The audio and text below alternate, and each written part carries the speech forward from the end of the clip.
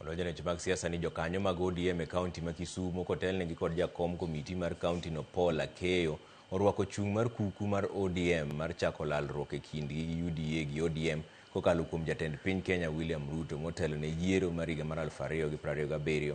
E kindeno bende ne giyango chung' margi motegno e tok Oburu Oginga kendo puodhe kaka ogaye margi mar duond bura mar ODM.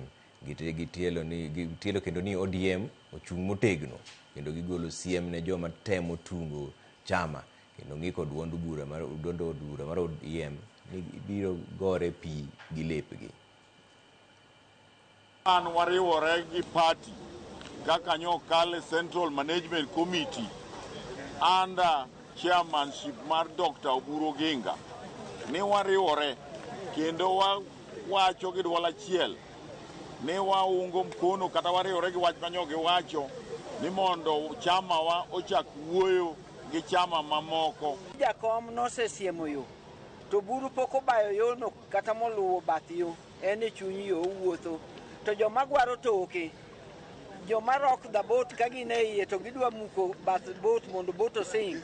The boat will sink with you, but we are not going to sink as the party. Ene mudhi bedo negotiation table.